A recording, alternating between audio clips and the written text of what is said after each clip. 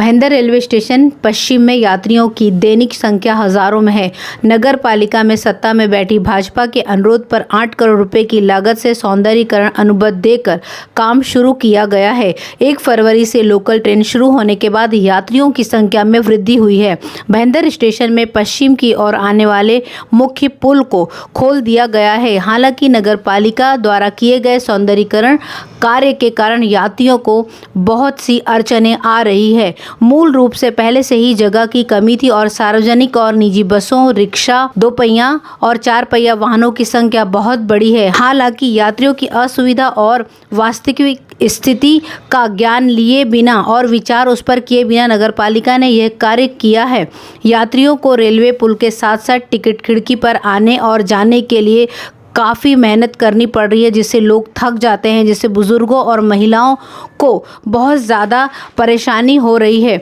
इस काम के कारण मध्य सीढ़ियों से आने जाने का रास्ता सकरा हो गया है और पैदल चलने वाले और 2 पहिया वाहनों का अतिक्रमण मुसीबत में इजाफा कर रहा है। इस निर्माण से मुख्य सड़क को बहुत संकीर्ण बना दिया है कि जिससे काफ़ी तकलीफें हो रही हैं। विधायक गीता जैन ने कहा है चलाए जाने वाला सौंदर्यीकरण नहीं है, बल्कि यह लोगों को परेशानी के साथ साथ पैसे की भी फिजूल खर्ची है। अगर यह निर्माण कार्य को हटाकर नागरिकों के लिए रेलवे परिसर की मंजूरी नहीं दी जाती है तो हम अधिकारियों के खिलाफ मामला दर्ज करेंगे। वहीं पूर्व मेयर कैटलीन परेरा ने कहा है कि सत्ता में बैठी भाजपा ने नागरिकों को मनमाने तरीके से सताया है।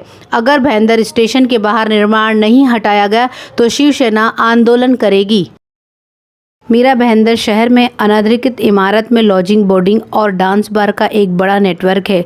लॉजिंग, बोर्डिंग के साथ साथ बार और रेस्तरां शुरू करने पर लाइसेंस विभाग के साथ साथ अग्निशामक विभाग में एक अनुमति प्रमाण पत्र प्राप्त करना अनिवार्य होता है। मीरा भाईंदर नगर पालिका ने पिछले साल से लाइसेंस के नवीनीकरण को रोक दिया गया है। शहर के कुछ प्रतिष्ठानों में अग्निशामक विभाग से अनुमति प्रमाण पत्र नहीं मिला है, इसलिए इस लॉजिंग, बोर्डिंग के साथ साथ बार और रेस्तरां में सिलेंडर विस्फोटक या शॉर्ट सर्किट दुर्घटना के कारण जान माल के नुकसान की बहुत अधिक संभावना है। अग्निशामक विभाग के अनुमति पत्र के बिना लॉजिंग, बोर्डिंग और बार और रेस्तरां की संख्या नगर पालिका के डिपार्टमेंट में 11 थी, पर अब वह संख्या बढ़कर ज़्यादा हो गई है।